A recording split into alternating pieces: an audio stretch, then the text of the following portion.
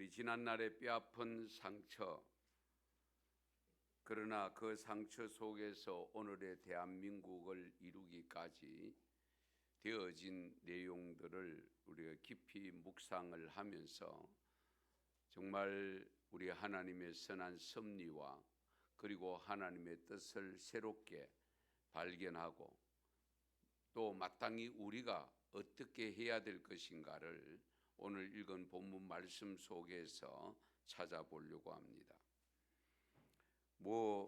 우리가 역사적으로 기록된 것을 가지고 다만 우리는 학습을 했을 뿐입니다마는, 그러나 이 나라를 지금까지 지켜오기까지 반만년의 역사라고 자랑합니다마는 4,300년이 넘도록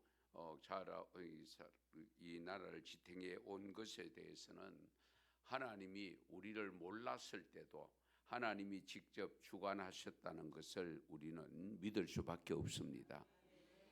그것이 오늘 사도행전의 말씀에서 분명히 일러주고 있는 내용이죠. 오늘 구약의 본문 말씀은 모세가 만약 이스라엘 백성들이 하나님의 말씀을 순종하지 아니하고 타락하면 하나님의 심판을 받게 될 것이다. 심판을 받더라도 회개하면 다시 하나님으로부터 구원받게 될 것이다 라는 역사를 두고 노래한 내용이 이 본문입니다. 그래서 오늘 본문 속에서 우리 하나님은 어떠한 하나님을 노래하고 있는지를 살펴보는 가운데서 우리 의 자손들, 또 우리 정말 우리의 자존감, 우리의 기상, 우리 한민족의 기상, 이걸 살릴 수 있는 길이 아마 분명히 있다라는 것을 다시 한번 확인했으면 좋겠는데요. 우리가 믿는 하나님이 어떤 하나님이냐? 오늘 말씀에 우선은 공평하신 하나님으로 고백됩니다. 공평하신 하나님. 4절 말씀 보시면, 32장 4절 말씀 보시면, 그는 반석이시니 그가 하신 일이 완전하고 그의 모든 길이 정의롭고 진실하고 거짓이 없으신 하나님이시니 공의로우시고 바르시도다. 할렐루야. 공의로우시고 바르시다. 이 공의로우시다는 것은 올바르게 곱기만 하다는 뜻인데요. 사실 우리가 살다 보면 불공평한 일이 많죠. 불공평한 일이 많습니다. 그 공평하게 한다고 지금 아우성치고 있는 것도 현실입니다. 그런데 공평하다고 하는데도 사람들이 하다 보니까 또 불공평한 일이 발생하는 이런 어처구니 없는 일들이 자행되는 것을 볼 수가 있습니다.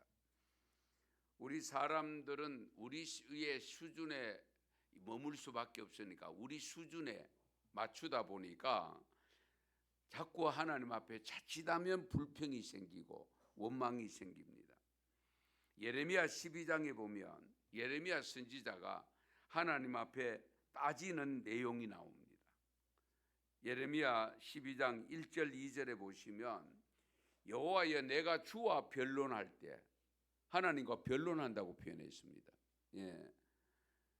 변론하는 것은 뭡니까? 옳고 그름을 따지는 거잖아요.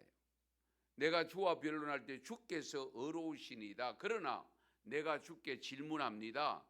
악한 자의 길이 형통하고 반역한 자가 다 평안하면 무슨 까닭입니까? 이런 의문이 들 때도 있죠. 저렇게 못되게 사는데, 저렇게 악한 사람인데 왜 저 사람은 멀쩡하게 잘 살고 있고 나는 선하게 사는데, 나는 그래도 하나님 믿고 하나님 열심히 믿고 헌신하고 있는데 왜 내 삶은 요 모양입니까? 그런 생각을 가질 수가 있습니다.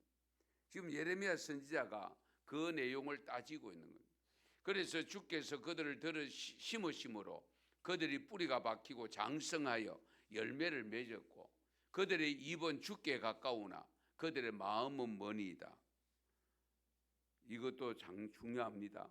그들의 마음은 멀다. 입은 가깝다. 이럴 가능성이 우리들에게도 있습니다. 그렇죠? 예. 입으로는 늘 주여 주여 하는데 실제적으로 마음은 별로고 멀리 떠나 있고, 그것을 바리새인 신앙이라고 표현하잖아요. 겉과 속이 다른 이런 모습들. 그런데 문제는 그런 사람이 뜨뚱뚱거리고 잘 살고 있고, 예레미야 선지자 자기는 오로지 집중해서 하나님을 섬기는데 왜 내게는 이런 고통이 다가오고 왜 이런 어려움이 다가오느냐, 이제 그런 한경조의 말씀입니다. 그래서 3절에도 보면요, 여호와여 주께서 나를 아시고 나를 보시고 내 마음이 주를 향하여 어떠함을 감찰하오시오니. 내 마음 아시지 않습니까? 하나님 다 알고 있지 않습니까? 그런데 양을 잡으려고 끌어낸 것과 같이 그들을 끌어내시되 죽일 날을 위하여 그들을 구별하옵소서.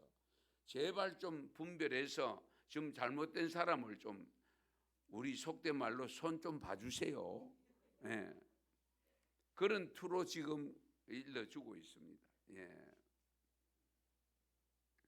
뿐만 아닙니다. 하박국 선지자도 이런 내용에 비슷한 내용이 있습니다. 하박국 1장 2절에서 4절을 보시면요, 여호와여 내가 부르짖어도 주께서 듣지 아니하시니 어느 때까지리까? 내가 강포로 말미암아 외쳐도 주께서 구원하지 아니하시나이다. 어찌하여 내게 죄악을 보게 하시며 패역을 눈으로 보게 하시나이까? 겁탈과 강포가 내 앞에 있고 변론과 분쟁이 일어났나이다. 이러므로 율법이 해이하고 정의가 전혀 시행되지 못하오니 이는 악인이 의인을 애워쌌으므로. 악인이 의인을 애워쌌다. 정의가 굳게 행하여지고 있다. 이런 일들도 오늘날 우리에게도 있을 수 있습니다. 예. 정말로 불의한 사람들이 더 떵떵거리고 잘 살고 있고 큰 소리 치며 살고 있고, 정말 선하게 선량한 백성들은 귀가 죽어 있고, 왜 이렇습니까? 따지고 있는 하박국 선지자의 모습입니다. 뿐만 아닙니다. 그런 가운데서도 우리 하나님은 공평하신 하나님임을 강조하고 있는 것도 성경 곳곳에 있는데요, 시편 37편에서 해답을 주고 있습니다. 37편 1절에서 6절은 좀 같이 읽겠습니다. 악을 행하는 자들 때문에 불평하지 말며 불의를 행하는 자들을 시기하지 말지어다. 그들은 풀과 같이 속히 배임을 당할 것이며 푸른 채소같이 쇠잔할 것이미로다. 여호와를 의뢰하고 선을 행하라. 땅에 머무는 동안 그의 성실을 먹을거리로 삼을지어다. 또 여호와를 기뻐하라. 그가 내 마음의 소원을 네게 이루어 주시리로다. 내 길을 여호와께 맡기라. 그를 의지하면 그가 이루시고 내 의를 빛같이 나타내시며 내 공의를 정오의 빛같이 하시리로다. 아멘.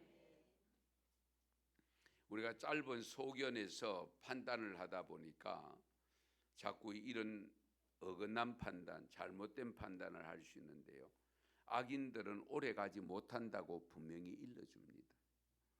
우리는 영원을 사모하는 사람들입니다. 영원을 향하여 가고 있는 사람들입니다. 짧은 인생으로 마무리하려고 하는 사람하고 영원을 사는 우리는 다를 수밖에 없죠. 예. 이 점도 우리가 깊이 헤아려야 됩니다. 그래서 우리 하나님을 하소연한 하박국 선지자에게 하나님이 대답하신 내용이 하박국 2장 3절 4절에 또 이런 말씀이 있습니다. 이 묵시는 정한 때가 있나니 그 종말이 속히 이르겠고, 그 종말이 속히 이른다고 했습니다. 그리고 결코 거짓되지 아니하리라. 비록 더딜지라도 기다리라. 지체되지 않고 반드시 응하리라. 할렐루야.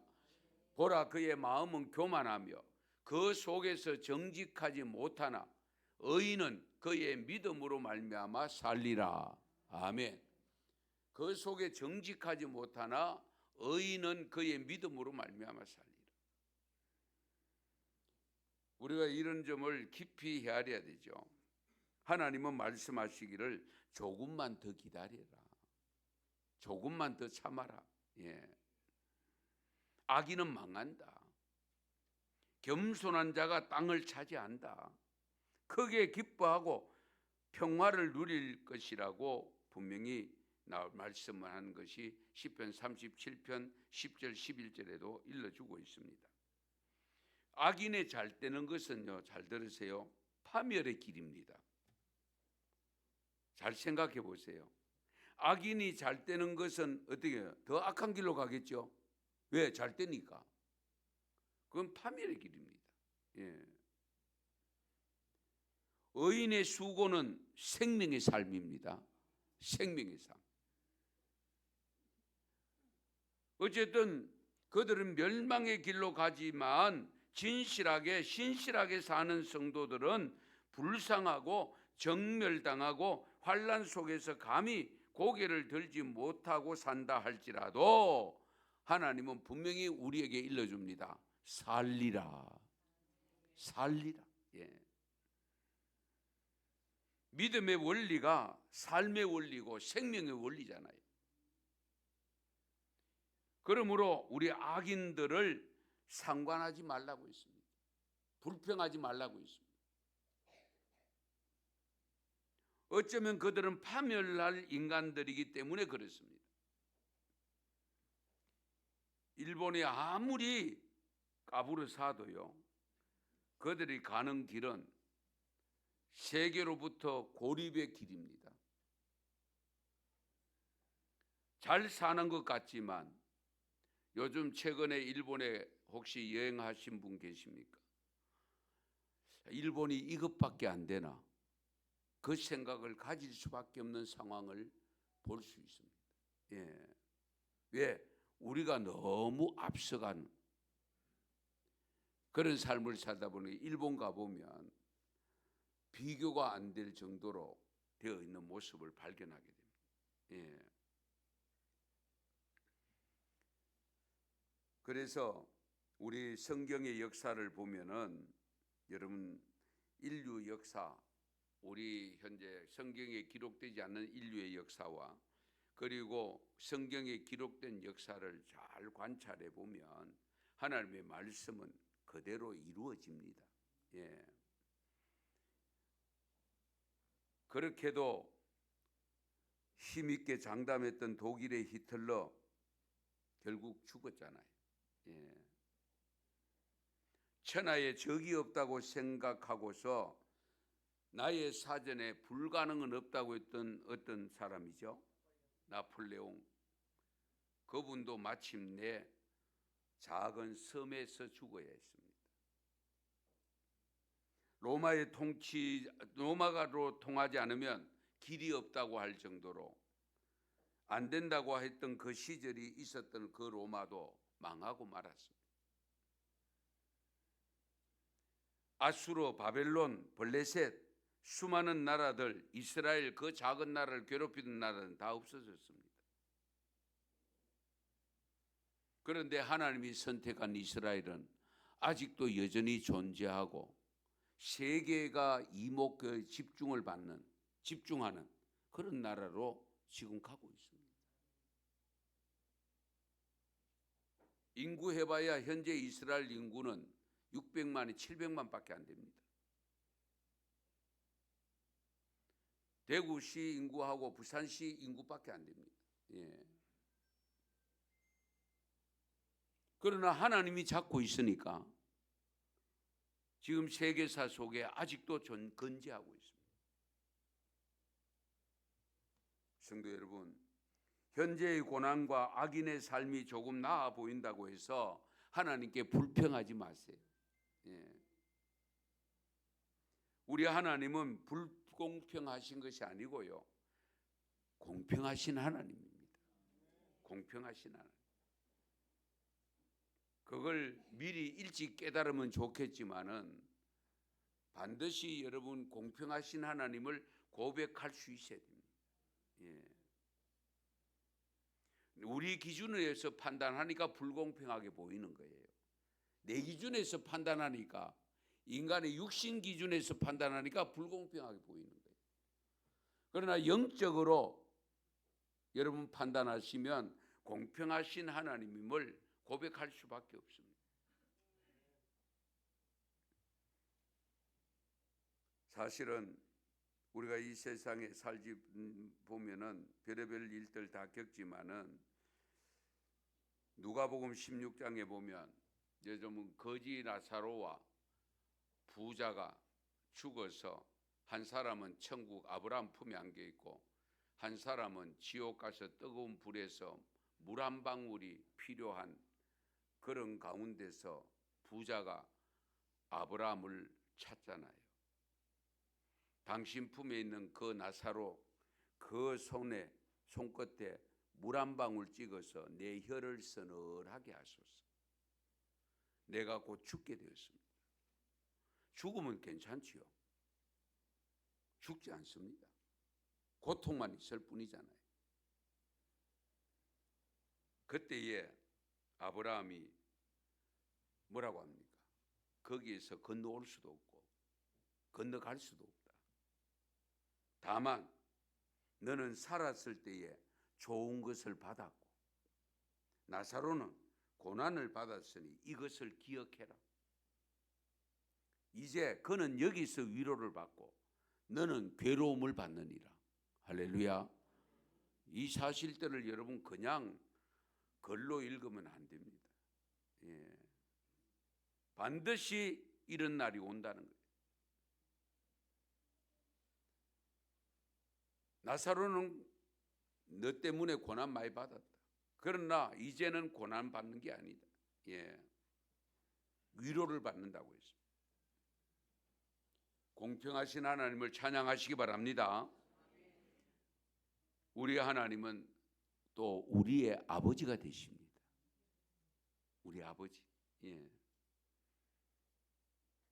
그러면 예수 안 믿는 분들은 하나님이 뭘 아버지, 너 아버지 집에 안 계시나?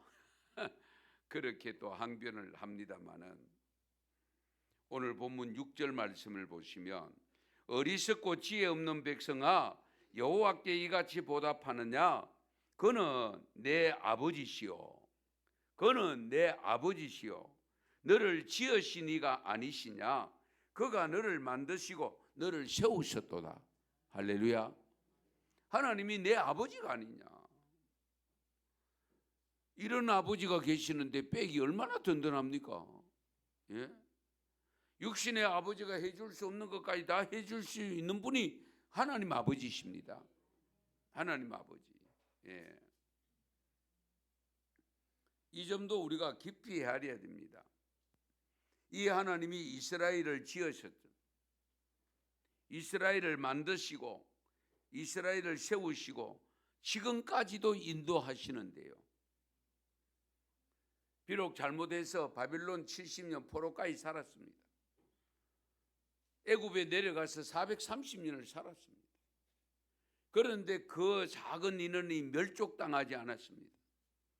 70명이 내려가서 430년 만에 200만 명이 되었습니다. 장정만 60만 3,550명이 되었습니다. 잘 기억하세요. 예.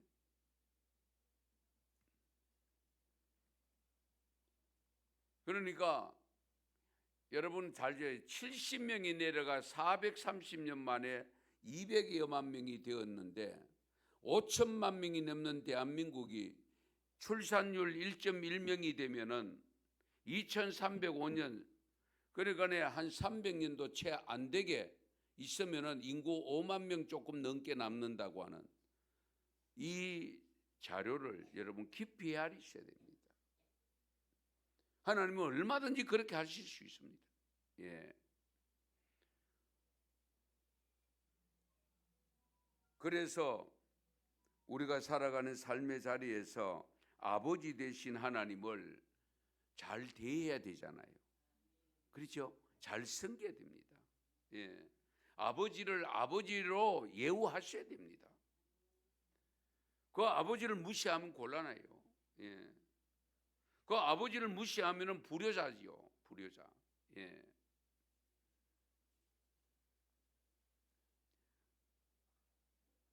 갈라디아서 3장 26절에 보면 이런 말씀이 있습니다. 너희가 다 믿음으로 말미암아 그리스도 예수 안에서 하나님의 아들이 되었으니. 그리스도 안에서 하나님의 아들이 되었다. 예. 그리스도를 통해서 하나님의 아들이 되었어. 예.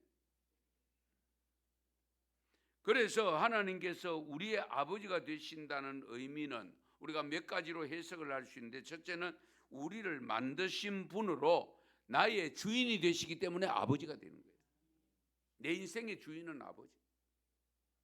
그래서 저는 가끔 말씀드립니다. 여러분의 인생의 가이드가 누굽니까? 여러분의 인생의 가이드가 누굽니까? 아버지 되시는 하나님을 가이드로 모시고 사세요. 하나님이 아버지가 아무데나 인도하겠어요? 어려운 길 인도하겠어요? 힘든 길 인도하겠어요? 죽는 길 인도하겠어요? 살 길로 인도하시지. 가는 길이 비도 골고다 언덕같이 좁은 길이고 험난한 길이라도 그 너머에는 부활의 영광이 있는 그 길로 인도하십니다. 누가? 우리 아버지 되시는 하나님. 예. 그리고 우리를 보호하시고 양육하시는 분입니다. 하나님은 우리를 보호하시고 양육하시고, 부모가 자녀로부터 공경을 받듯이 하나님은 결국 우리로 하여금 경배를 받으실 분입니다. 그래서 우리가 찬양을 올려드리고, 그래서 우리가 이렇게 예배를 드리는 거잖아요. 경배를 드리는 겁니다. 예. 오늘 본문 10절에서 14절까지 내용을 보면요, 우리 아버지가 되시는 하나님의 돌보심에 대해서 말씀하고 있는데요, 이스라엘 백성들의 광야 40년 방랑생활, 수확도 기대할 수 없는 황폐된 곳, 짐승들의 울음소리가 서산한 그런 곳에서 모래바람 소리가 들려오는 두렵고 낯선 곳이었지만은, 그러나 하나님이 함께 하셔서 보호해 주시고 광야 40년을 이끌어 가시고, 농사 한번 짓지 아니한데도 불구하고 만나를 먹여 주셨고, 건널 수 없던 홍해를 건너게 하셨고, 요단강까지 건너게 하셨습니다. 그 하나님이 바로 저와 여러분의 하나님입니다. 그 하나님이 바로 우리 대한민국의 하나님입니다. 이 점을 늘 염두에 두셔야 됩니다. 그래서 로마서 5장 3절 4절에도 보면, 우리가 환난 중에도 즐거워하나니 환난은 인내를, 인내는 연단을, 연단은 소망을 이루는 줄 알미로다. 아멘. 환난 중에도 우리가 즐거워한다. 왜? 이유가 뭐냐?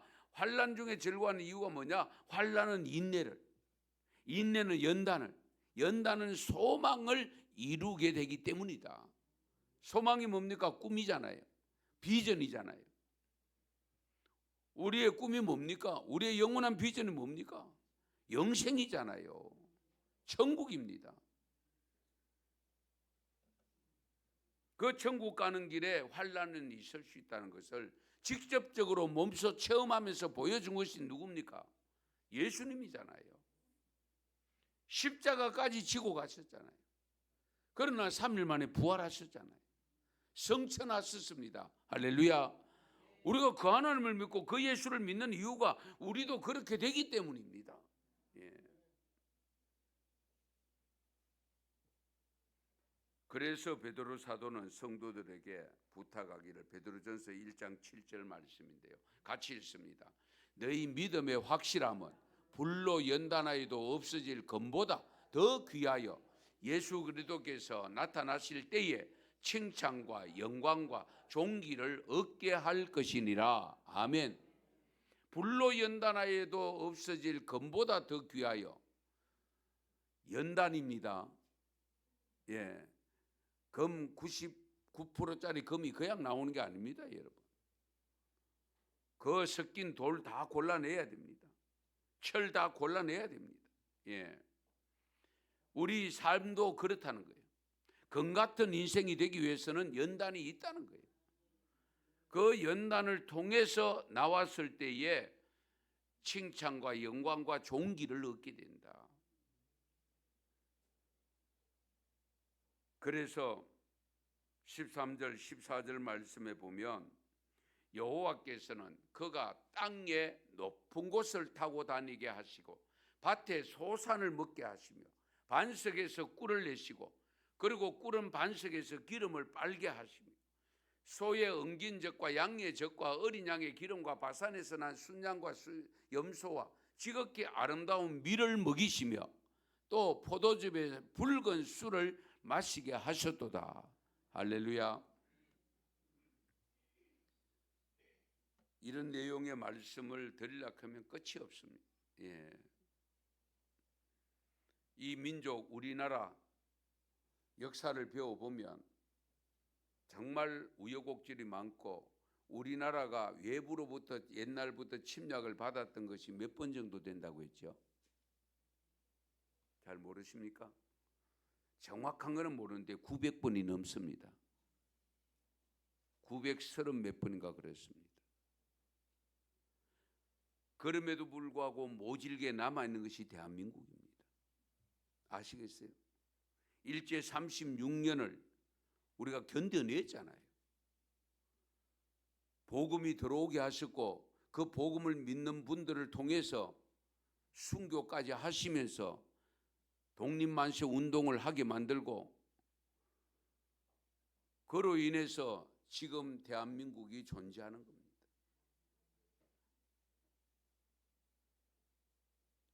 아무쪼록 하나님은 아버지 되심을 믿으시기 바랍니다. 그 다음에 우리 하나님은 사실은 우리나라뿐 아니고 세계사를 주관하고 계십니다. 오늘 본문 7절 9절에 보면 옛날을 기억하라. 역대의 연대를 생각하라. 내 아버지께 물으라. 그가 네게 설명할 것이요 내 어른들에게 물으라.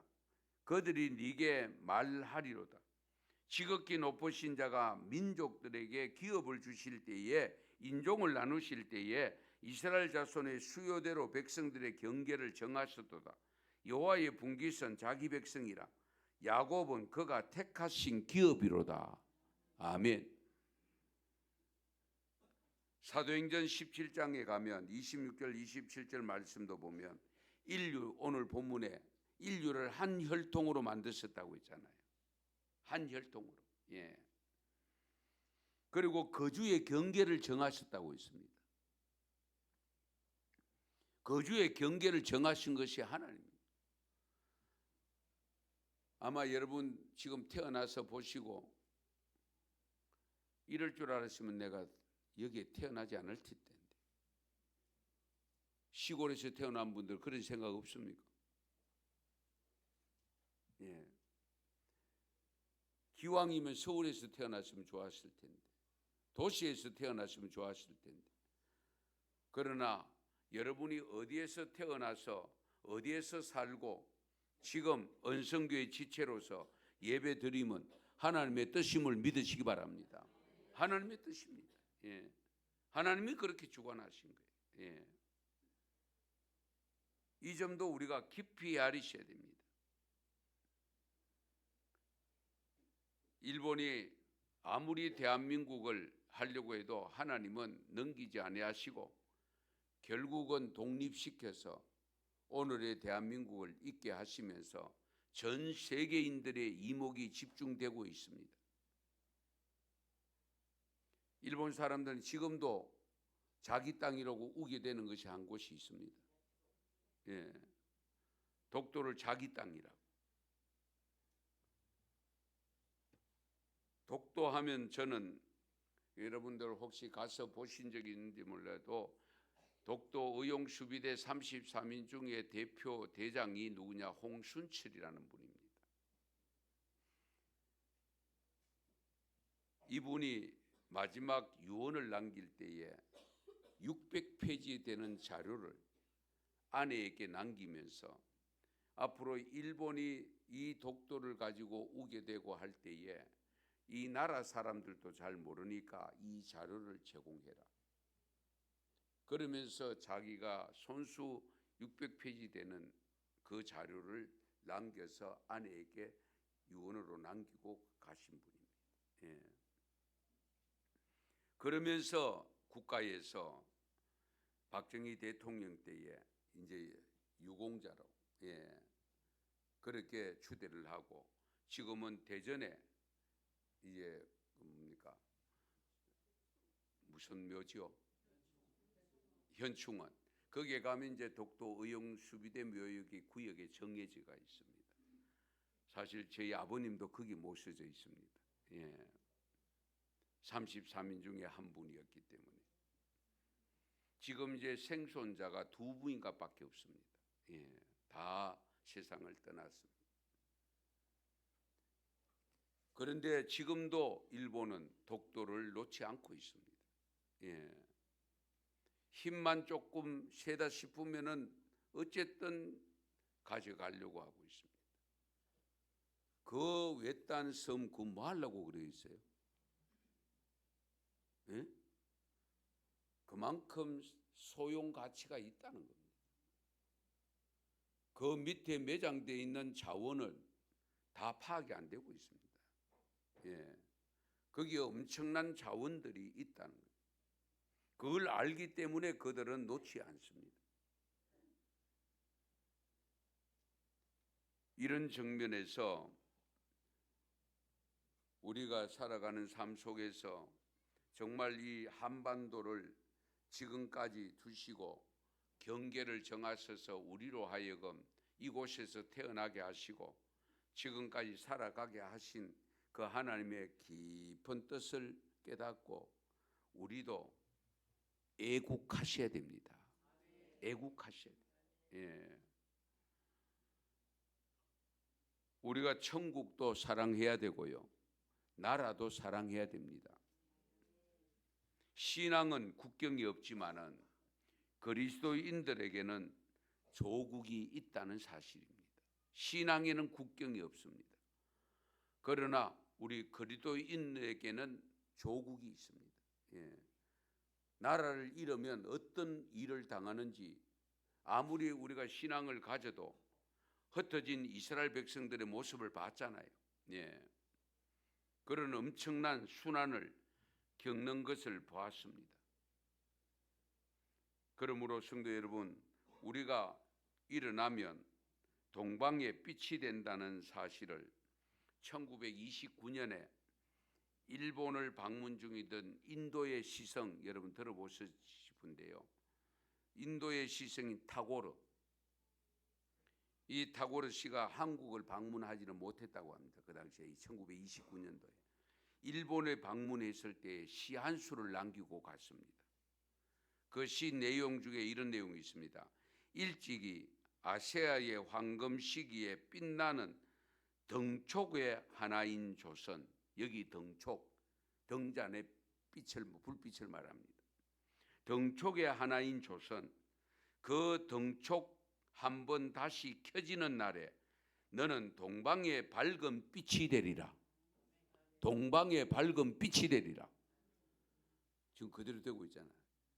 그 등촉의 불이 켜지는 순간에 앞으로 이 동방의 밝은 빛이 되리라고 타고르가 그분이 1929년에 이 시를 남겼습니다. 사랑하는 성도 여러분, 우리가 일어나면 동방의 빛이 돼서 세계를 비추리라고 한 이 시성의 글이 하나님 뜻을 알았는지 몰랐는지는 모르지만 하나님이 그렇게 지금 만들어가고 있습니다. 우리가 지금 세계 속에 선교사를 가장 많이 파송하는 나라로 지금 발돋움했잖아요. 지금 선교사도 줄어들고 있는 현실입니다. 은퇴는 하는 목사님이 돌아오는 분들이 있는데 나갈 분이 별로 없다는 사실. 이런 현실 앞에 놓여 있습니다.